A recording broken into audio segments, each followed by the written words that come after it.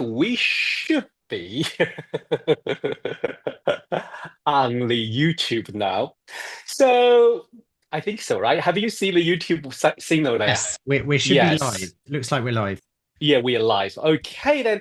Hello, good evening, everyone. Good afternoon. If you are in the United States, welcome to Academy of Astrology Monthly Podcast. Today we have very special topic, and we all experience it at this moment. So, hello, Marcus. Hello, Mandy. How are Hey, you? fair to middling. Bit retrograde.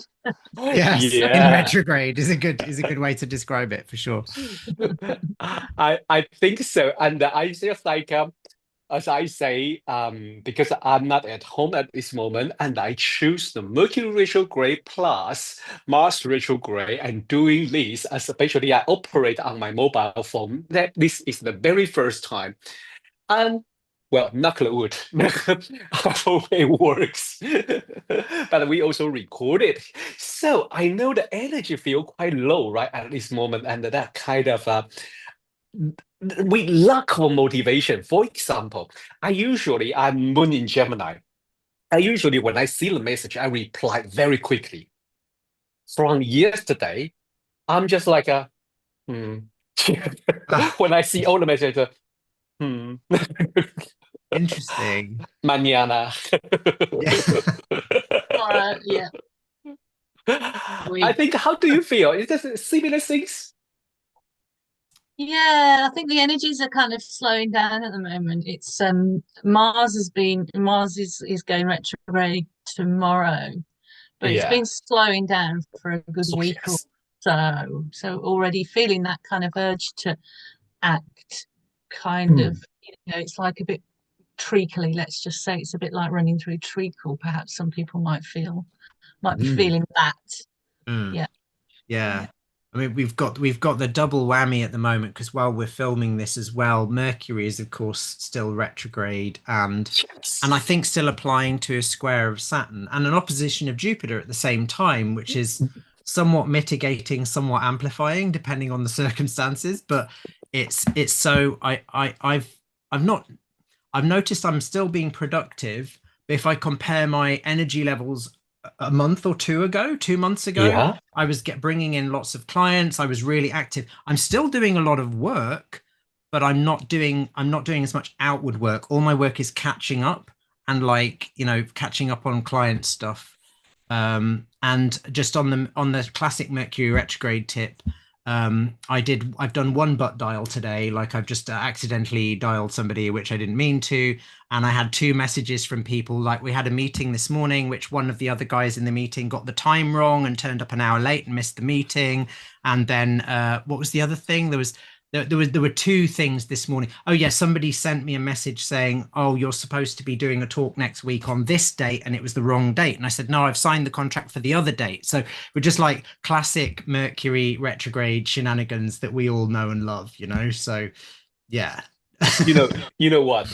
All our, what should I say? All our that kind of uh feeling are we cannot compare with one person in this world who is the president of South Korea, who called Oh, the martial law during the Mercury retrograde and Mars I stationary. saw your post about that. It's like, oh, if only it had an astrologer.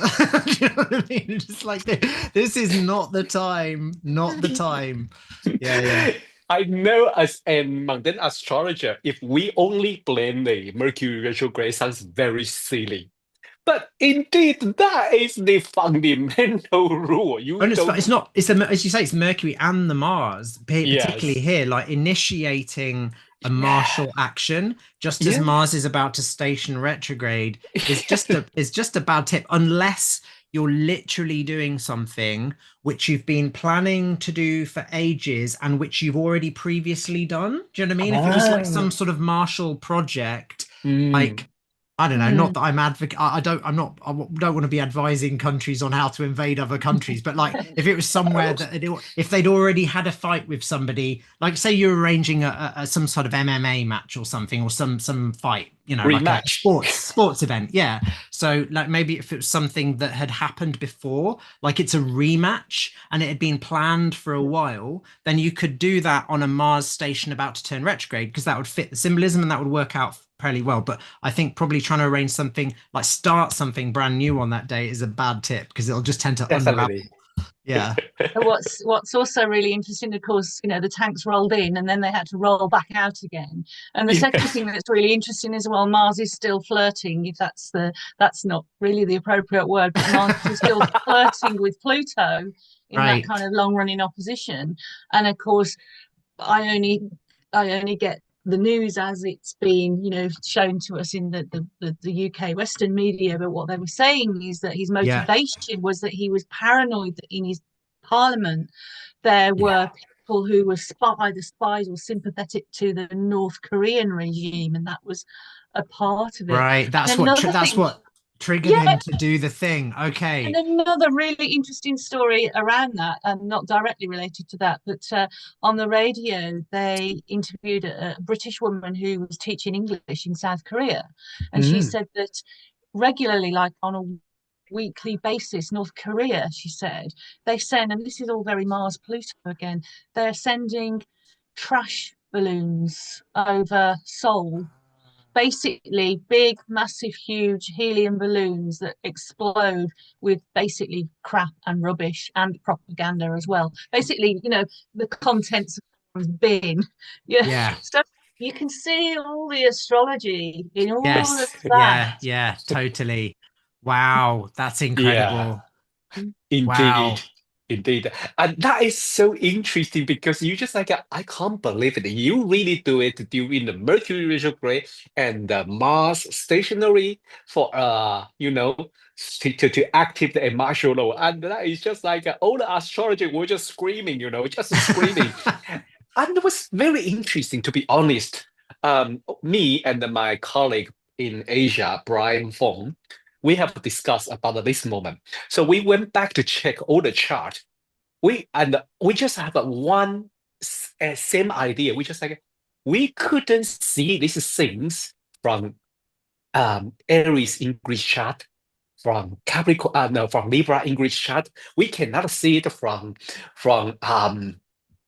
solar eclipse for two solar eclipses, one in April, one in October. Nothing. There's no hint. You just like maybe this only suggests it's not going to work. Yeah, and it may be. Well, we'll see. If that's the case, then it might turn out to be a huge damp squib. Do you know what I mean? Like Yeah, something which literally looks like it's gonna, and then it's nothing. Do you know what I mean? So, yeah. but it still should show up in the in one of the ingresses or something. Well, I we've would have got the thought. solstice chart coming up as well. I Oh haven't looked at the yes, solstice chart yet, but I'm sure we'll speak about it yeah. That could Yeah. be something because the he's facing the impeachment at this moment, and that would be very interesting. Yeah, he's Ooh. facing impeachment. So I Yeah. just like a And, poor and guy. did you Oh, double check for things like Anticia Rod in the charts, that because is they, not my strength, you but know. just check the angles, just the angles. So Okay. you only need to check the MC and ascendant And Anticia TCF positions, from the because MC honestly it and the can change the ascendant whole timbre of a chart. If you've will got do. like it looks fine and then you Yeah. discover this really dodgy like eighth house Mars on the ascendant by the Anticia or on the descendant, it's like, oh, there's this massive hidden malefic Mm, influence in the chart, so it may not be, but I've definitely. often found that can be kind of a game changer for good or bad. So Yeah. yeah. Yeah. Well, let's go back to the Mars retrograde because the Yeah. Mars start from retrograde from Monday, say tomorrow, and it will carry on until the 24th of February. And if I remember correctly, it will enter Cancer around the 6th of January. Okay. Yeah, 6th, 7th Yeah, of January back into yeah, Cancer. Yeah, that's yeah. right. So how do we interpret this scenario? This moment at this moment is retrograde in Leo Monday. Well, if we look at Mars in Leo, we first look at what Mars in Leo is like. So, I mean, Mars in Leo, it's Leo's quite a playful sign, but when Mm, it's retrograde, you kind of you know, you kind of go into perhaps some of the more sort of negative aspects of Mars in Leo. So there might be pridefulness Mm, and feeling sort of easily offended, mm. and things, you know. Apparently, Mandy, you slow down now. Yes, I think the connection's just slowed down. Classic Mercury retrograde, Mars retrograde stuff. Yeah. Um, Well, Marcus, you want to continue? I could pick up the slack, but I just should we Yeah. give it a moment just to Yeah. see, Yeah. because I want to see where Mandy's going with this, because I like to sort of dovetail it and follow along. Yeah, Um, definitely. yeah, because I can speak S- to the when Mandy's connection comes back in, I can speak to the um Mars in Cancer bit, perhaps, because that's my natal Yeah. Mars. Yeah. Yeah, for me, I quite like the Mars in Leo stuff because it's Oh, quite I think activating. Mandy's dropped. No, Mandy she's just dropped. coming back in now, I think. Yeah. So Okay, cool. yeah, okay. Cool. Cool. Yeah. Mandy, are you there? Yeah. She needed time. I am. Don't. It Great. popped out. Yay, That's welcome good. back. Okay. Typical Mercury retrograde. Yeah, Mercury did his thing around. I think you had just started to say about Mars in Leo is like playful, but when it's Playful. retrograde, it does a bit. That there was something you were going to say from that point on, I think. Yeah, and then I got a bit darker. So it's basically smiles in Leo. You might have some issues coming up where you maybe are holding on to grudges. It's a fixed sign, Leo, of course. Internet's looking coming up as being unstable again, so hopefully you won't lose me again. So you might find yourself with some stuck anger that you didn't know that you might have been holding on to. You might not have even known that you are holding on to might come up during this retrograde period, and that can feel quite intense. Mm, Um, it's drama, acting dramatically. Mars in Leo can bring some drama. So have a think perhaps about where you might be creating drama, or where you might be plugging into drama that's being created by other people. It's also a creative sign as well. So Mars is about desires, it's about passions, it's about taking action, it's about being assertive. So where might you want to or need to go back over a creative project or a creative idea? It's not the best time to move forward, but it might be worth contemplating going back to something that you haven't done, that you haven't done in a while. Um, and it kind of, I think this particularly, I think while it's been slowing down and now it's going retrograde from tomorrow, it's kind of showing us where we've been using up too much of our energy, where we've been wasting our energy, and where we might need to pull our energy back in. There's a more,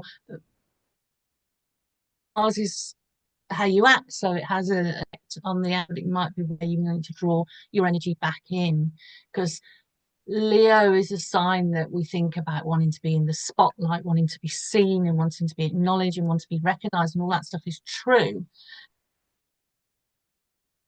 So that might be another thing to look out for. Where are you not taking up space? Where are you waiting for permission to take up space, or vice versa?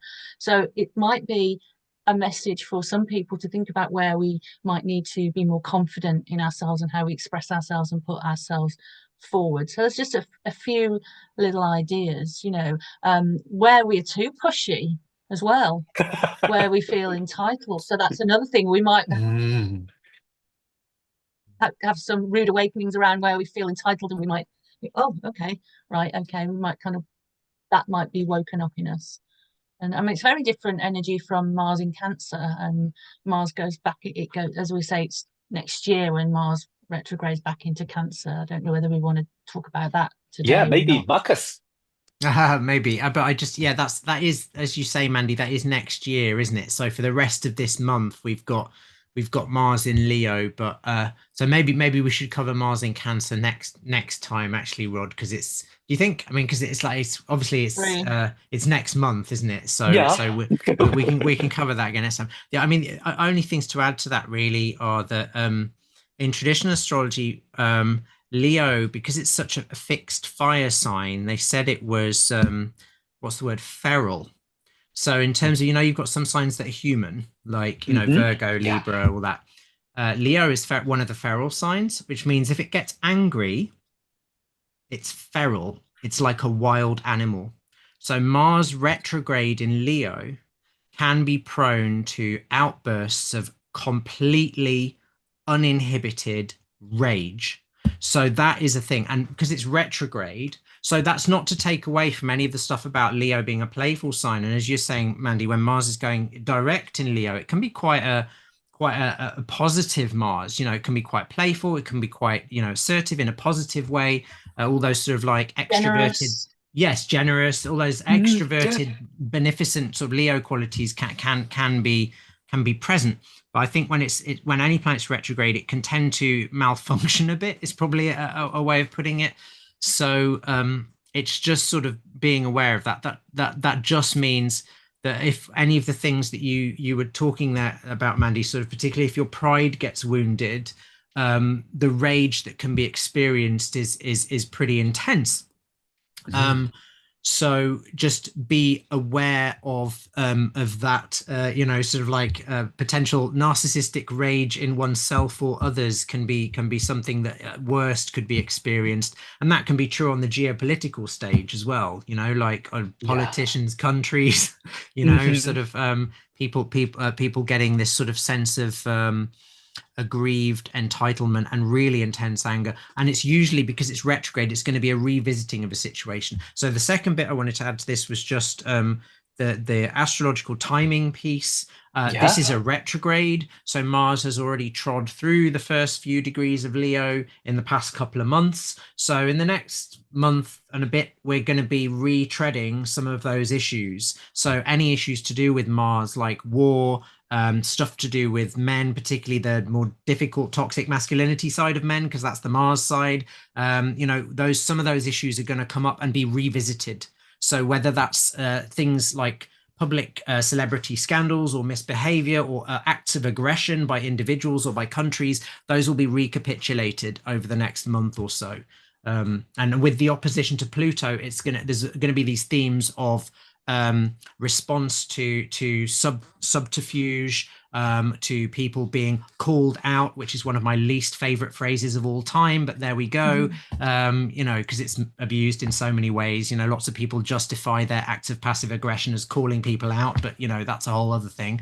But so there's going to be a lot of that, I think. So Mm. yeah. Well, I agree with both of you, especially when Mandy mentioned about this about the creativity, but also the pride of ourselves, and that because when usually the simple keyword for the beginner is Mars go inward, so those anger and those attack can Yeah. possible go inwards, and then especially those things related to our creativity or our work.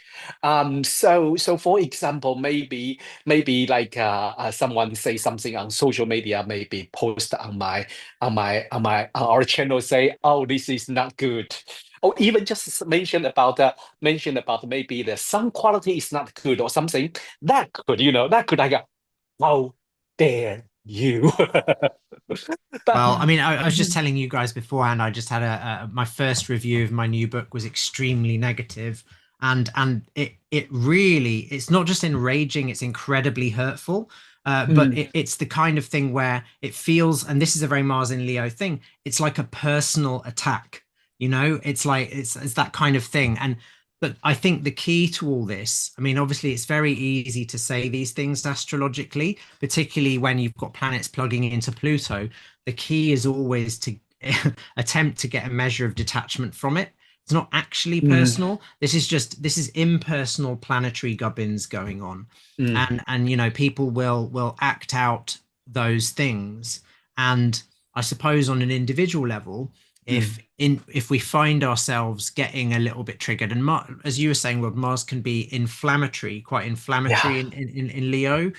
Literally, it could cause inflammation or heart pain or stuff like that. People could Mm, experience it physically, potentially, but mainly just as anger and stuff. So, if you're experiencing that, I think that the thing is to sort of realize that it's most of the time you might it might appear to be personal, but it's Hmm. not. It's really Yeah. not. It's just the it's the planets doing their thing. It's the space weather and people getting stirred up. So Hmm. um yeah. It'll Mm, yeah. There's Venus coming up to the opposition as well, which we might talk Yeah. about because that will create its yeah, own set of yeah. tensions. But Venus at least has the capacity to dilute Mars, oppose Mars, Hmm. counteract Mars to some degree. So Yeah. Balance it out. yes, Yeah. yeah, Definitely. Well, before Mandy say anything, Marcus, I'm really sorry to hear your experience, it's fine. and that you are I know. very, Well, very, you likewise handle for it this, so well. likewise for this channel, we've all experienced it, right? Yeah, When yeah, you've we done do. a bit of work and Yeah. people pile on a bit of criticism, it's not great. So, but Well, life. that's testing like Mars retrograde. That's a challenge our ego. That's Mhm. Yeah, my Saturn in Leo really does not challenging. I like it, just but have to there we say go. how. Yeah, yeah. It's interesting as well.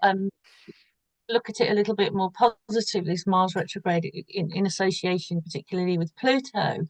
That there's the fear is often much feels Yeah, bigger than it actually is, and that can put us into that fight flight. It can also, if there's too much terror, could put you into Agree. freeze, yeah, and that's very much so retrograde thing. It's kind of you stop, you freeze. If that happens, we need to bring all our resources in. We need to breathe. We need to ground. We need to take some space for ourselves. We need to calm our nervous system down.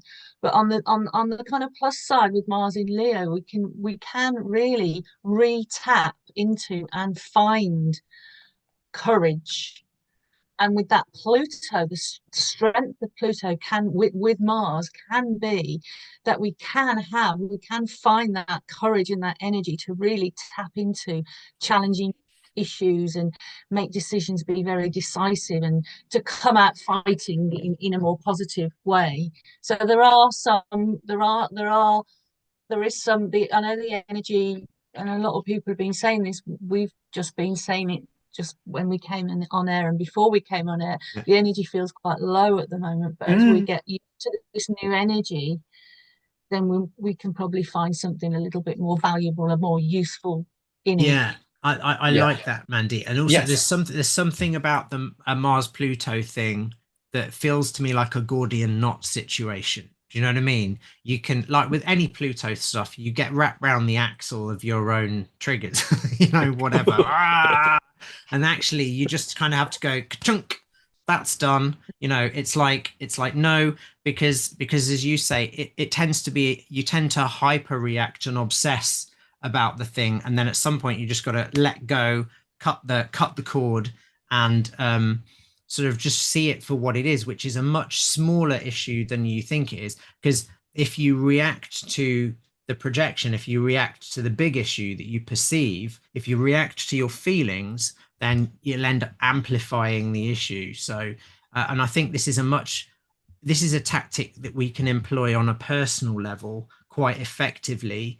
It's not easy. It's not easy at all, but it can be employed effectively on a personal level. On an international level, it's much more difficult because people are a bit like lemmings, sort of like, it's sort of like it's large groups of people. It's difficult, but on a personal level, I think this is very doable. I When agree. And stuff comes up, it's like after a certain point, you realize that you're getting sucked into a gravity well by Pluto, and you just go, okay, stunk, no more of that. mhm. Yeah. Yeah, and this information is It's so interesting, actually. important. Yeah, Mandy, yes, please. Yeah, it's interesting. A new film has just come out, on Mars's slowdown called Wicked, and it's a Oh precursor yeah. to the Wizard of Oz. And if you remember the Wizard of Oz story, that everyone, this amazing wizard who's got all this magic, and he's just this big, huge, huge, huge, huge, huge.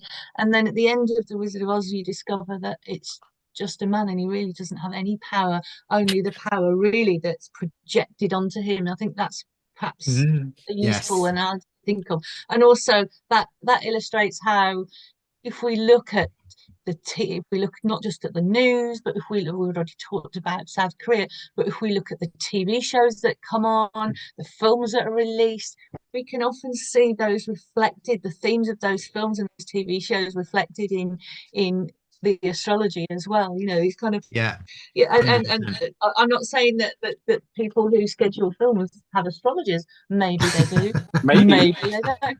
But it's interesting how everything seems to happen Yeah, at in a the right timely time. way, right? Yeah. Definitely. Mm. Well, Yeah. before Monday, I really, if you have time, maybe we should record one about you talking about the Wicked and the Mars Pluto. That would be interesting. And Yeah. also, I think the Mars, this is a very important message all about Mars Pluto because it's coming up. It will form another exact, I think, toward the end of this year. And then I think again, it will form another one around sometime, what, if I remember correctly, around April again? I think Yeah, I've got sometime. the dates actually. I've Yeah. got the dates for the exact Mars Pluto oppositions. Obviously, their processes and you know, all, during this whole period, really they'll be opposite, and we'll feel that. But Hmm. it was 3rd of November, which is just gone in Okay. Cancer, and then we've got the 3rd of January and the Yeah. 27th of April. Yeah, the two Yeah. when Mars is So, in Leo at the yeah. so we are building Gonna up be another right one. on We're, my chart as well. yeah. Oh, what fun. Yeah. Okay, Yeah, it'll be nice. playing in the big leagues, Mandy, with this one. All right. Yeah. Yeah. So how about we move to the next topic about the coming up full moon? Okay. Yeah, I think the next full moon, I think is the Gemini full moon at 23-degree Gemini. Am I right? Because without looking at the chart, I have to guess. Oh, Mandy, share the chart. Thank you, Mandy. Thanks, Mandy. Amazing. Ah, Ooh. You go. Yeah, so amazing. who want to start? Maybe Marcus or Okay. Mandy or I don't know. Marcus? Maybe Mandy, because you've had a look. Okay. This is your chart, isn't it? So Yeah. yeah. Okay. Yeah, sure. So, I think on the top level, really, we can say strong themes for this full moon chart, strong themes of things that are going to be coming up is everything to do with information, ideas, and communications. And the reason I say that is obvious, it's the moon is in Gemini. We've still got Jupiter in Gemini, and we've got the planet of communication and information stations direct on the day of the full moon. So you've got that's a major sort of overwhelming sort of theme. You will see here as well. Where are we looking? Yes, you'll see a T square here, the full moon. Remember, as we always say, the full moon is the full light of the moon. We can see the full light of the moon in the sky. The moon over the last few months has been very closer to us, to the earth. That's why we've been getting these big full moons, and so that makes them more intense. And you can see a T square here with Jupiter, sorry, not Jupiter, with Neptune in Pisces. You've got a T square. So when the moon is full, things become more evident, things are brought out into the light. We do tend to get a burst of energy, probably much needed. But when Neptune comes in and we think about the idea of this information and communication, there's Mercury stationing direct. So there might be things to think about. Where have we miscommunicated, or where have we been misunderstood, or where are we misunderstanding others? And time to sort of, that might come to light. There might be conversations around you said this and you said that and all the rest of it, and look in the news for that kind of thing. Misinformation as well. I'm thinking about that Neptune T square there. So I think it's a good full moon. Not everything that you hear, the information that you're given and what you're told, don't take it at face value. Mm, Be very aware of where you get your information from, and try and trust in your own truth and in your own wisdom, your own intuition as well when you're considering someone tells you something. And of course, opinions come into this as well, and we've mm, seen a lot of strong opinions out there in the media, and I'm seeing a lot of strong opinions in my social as well. Lots of strong people with lots of strong opinions. And again, it's about kind of Mars into its retrograde by then. Well, yes, it's well into its retrograde by then. So again, all the things we said about Mars retrograde, and that, you know, try not to get too triggered when you don't agree with someone. Try not to get into the idea of what you say is right. It's okay to be wrong. It's okay to have an opinion that's different to somebody else's. So yeah, basically,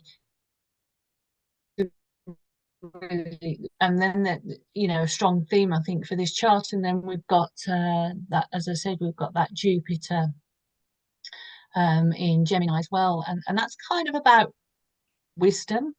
So there's wisdom and knowledge are two sort of different things. And Saturn is in its ongoing square with Jupiter here as well. So again, Saturn is about wisdom as well. Saturn's wisdom is more about experience. So just, you know, think about, are you speaking, are you thinking, are your ideas and beliefs from your own experience?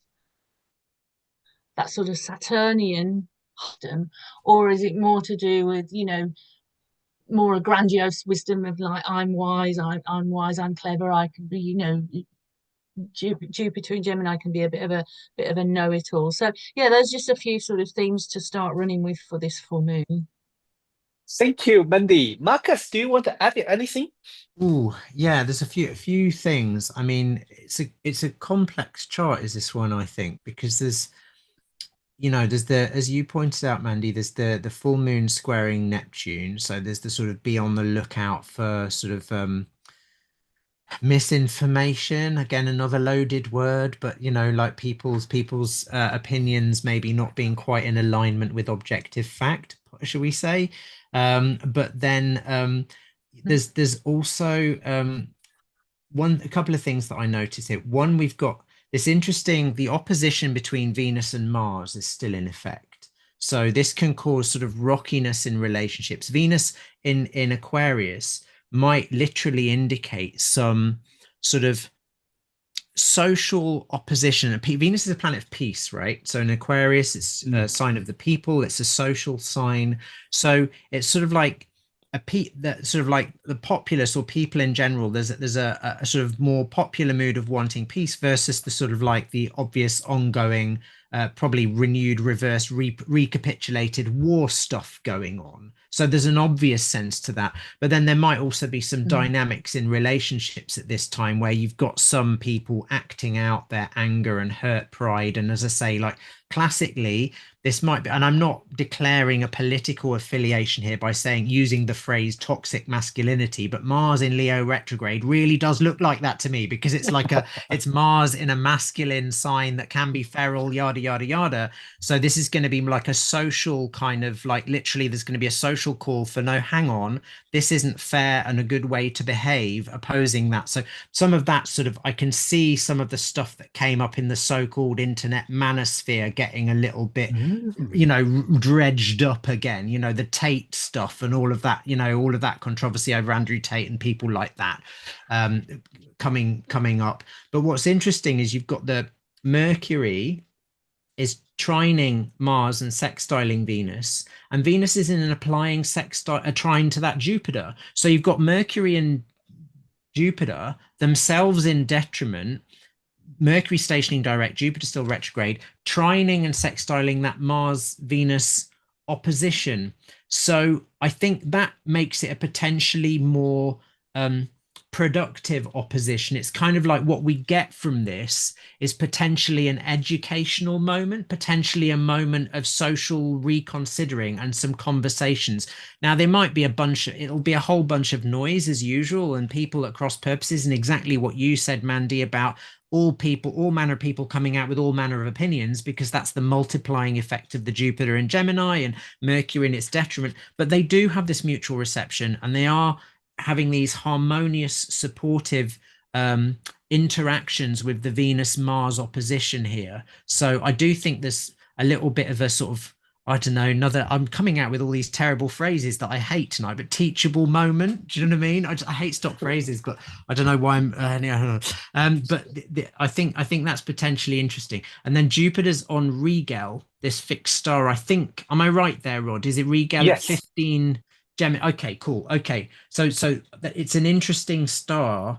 I think it was the star that was on Oscar Wilde's Midheaven or like or whatever, but Regal is an education star. It's a star Mhm. about teaching and wisdom. So that really correlates with what Mandy was saying about wisdom or something like that. So there's some relearning or some recapitulated discussions and educational discussions around some social tensions and what's going on with fights and war and whatever. So I do think this is a potentially sort of educational full moon in a weird way. Yeah. So yeah, that's all I can offer at the moment.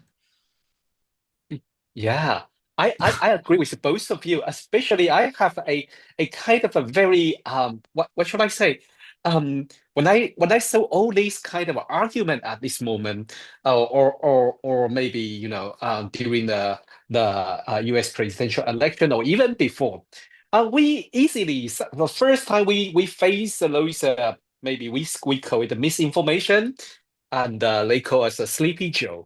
Uh-huh. Yes. But Yeah. but we just like we see the things in a different way. We have different opinion, and I think the longer it hold, now we are learning to respect each other. We cannot ignore or say we are not going to talk to each other. It's very interesting. Today I walk on the street, a young man who is playing guitar, singing the John Lennon's Imagine. But halfway through, he started to talk. The world is kind of beautiful, and this don't believe in what media say. Interesting. Then when I hear about what Monday say, I say, wait a minute. It's not don't believe what media says, but you should not swallow everything down, but we have to re-examine, do our homework.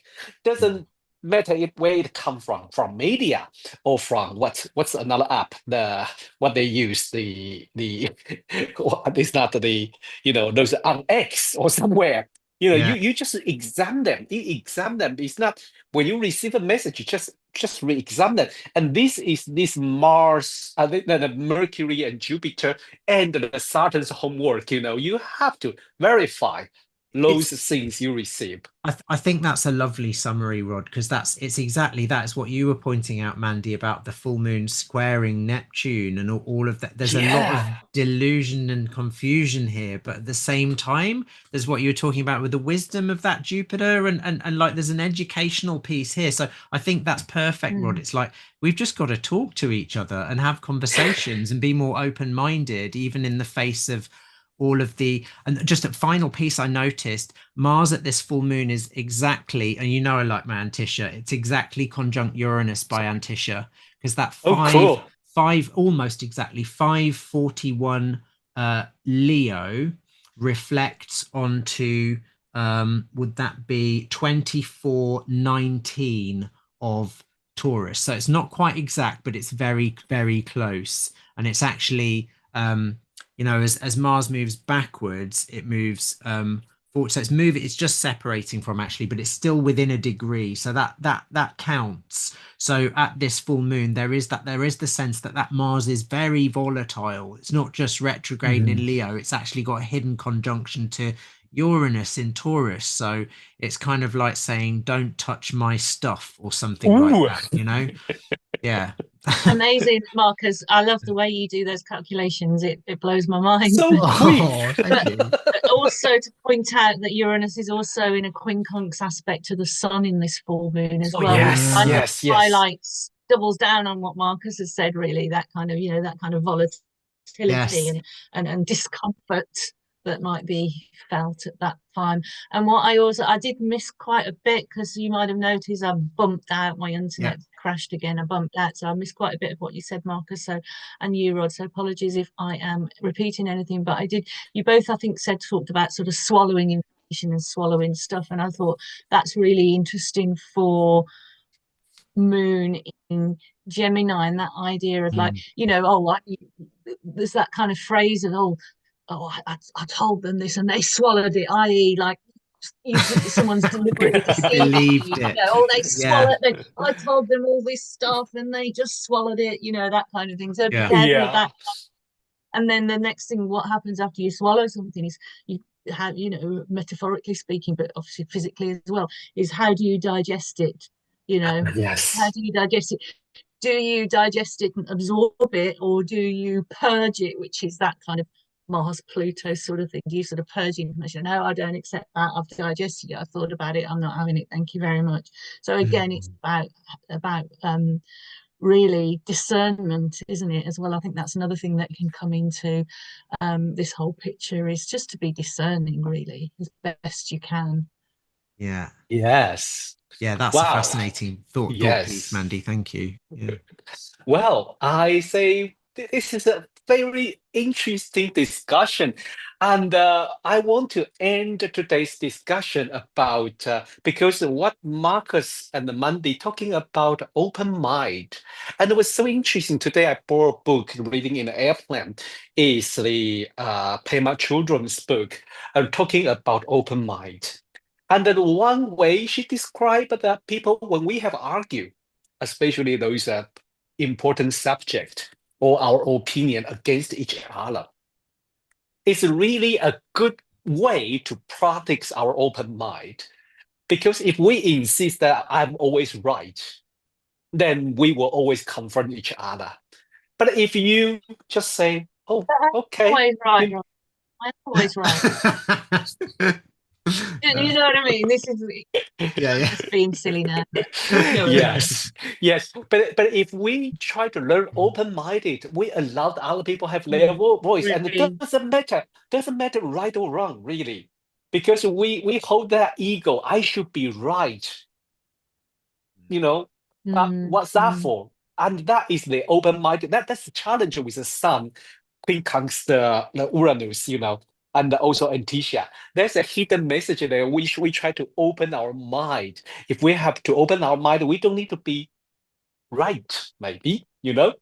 Well, I have to say thanks to Marcus and Mandy. Even in this circumstance, Marcus was a little bit, triggered by the Mars, and also we all feel like low energy, but we still bring a very, very interesting discussion. I really adore it, and I think we also receive a message too. We also receive message to ourselves too. I don't know about our audience. Have you received your message? If you have, please leave us some messaging and like and share our podcast. Once a month, we'll be here and talking about the monthly transit. If you like, let us know. Next week, we will come back to the mundane astrology and we will focus on the Capricorn English chart and also some tip about 2025. Have you checked the 2025? It's quite interesting, right? Yeah. there's Yeah. there's several planets shifting signs, which is going to be interesting. Yeah. Definitely, definitely. I think we probably should record one about it, just like some few tip that would be going to be interesting. Okay, thanks Monday, thanks Marcus, and thanks everyone joining us today, and see you next year. Thank you. Bye bye. Yeah, happy holidays. Happy Happy holidays. holidays. Yeah, bye. Okay, let me